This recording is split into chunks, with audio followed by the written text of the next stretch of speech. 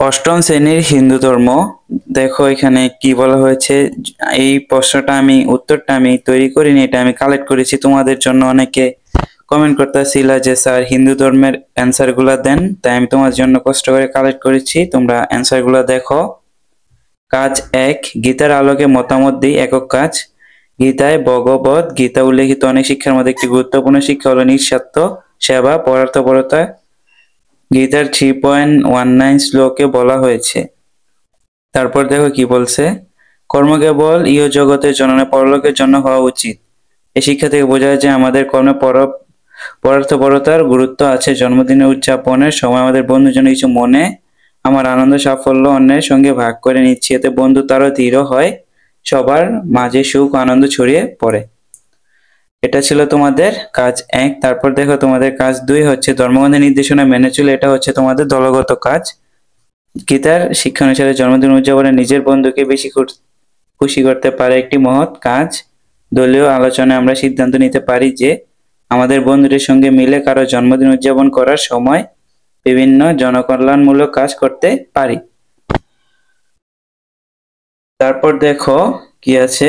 বন্ধুর জন্য বিশেষ উপহার কিনে দেওয়া, বন্ধুর জন্মদিন স্কুলে বা কোথাও সমাজমূলক কাজে অংশ নেওয়া, দরিদ্র বা অসহায় মানুষের জন্য কিছু করা, এগুলা করলেই হবে। কাজ ৩ আছে তোমাদের নৈতিকভাবে দৃঢ় হই। একক কাজ। এই গল্পে নিজের নৈতিক গুণাবলী দেখতে পাচ্ছি। ১, পরার্থপরতা, নিজের আনন্দ সাফল্য অন্যের সঙ্গে ভাগ করে নেওয়া। তারপর হচ্ছে লিফলেট তৈরি। জন্মদিন উদযাপন জনকল্যাণমূলক উদ্যোগ।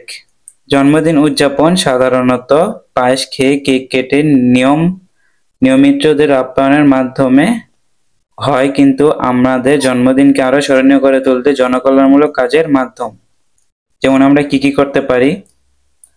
আমরা জন্মদিন উপলক্ষে নিজের কাজগুলো করতে পারি। গরিব অসহায়দের শিশুদের খাবার বিতরণ, বৃক্ষরোপণ, স্বাস্থ্য শিবির আয়োজন, রক্তদান কর্মসূচি, বৃদ্ধাশ্রম বা অনাথ আশ্রমে গিয়ে সেবা প্রদান। তারপর দেখো কি আছে। আমরা যদি কাজগুলো করি তাহলে আমাদের জন্মদিন হবে আরো অর্থবহ স্মরণীয়। ধর্মীয় ভিত্তি।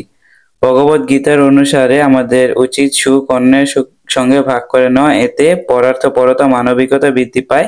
আসুন আমরা সবাই মিলে আমাদের জন্মদিনকে আরো বিশেষ করে তুলি জনকল্যাণমূলক কাজের মাধ্যমে।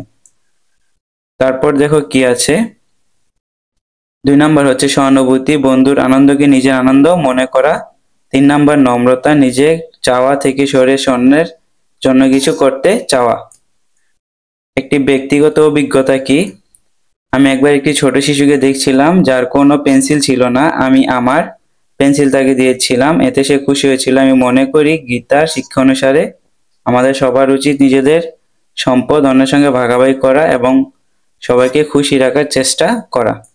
এই ছিল তোমাদের কাজ ৩। এখন দেখো তোমাদের কাজ ৪ হচ্ছে ধর্মীয় বিধিবিধান সম্পর্কে জানি। দলগত কাজ। দল আলোচনা করেছে সামাজিক ও ধর্মীয় অনুষ্ঠান নীতির তালিকা।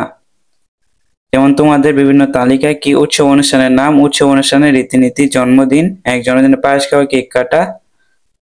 পরে বলছে নিমন্ত্রণ করা, আপ্যায়ন করা, দীপাবলি, প্রদীপ জ্বালানো, মিষ্টি বিতরণ। তারপর আছে রাখি বন্ধন, আতশবাজি ফোটানো, রাখি বন্ধন, রাখি বাঁধা, মিষ্টি খাওয়া, উপহার দেওয়া।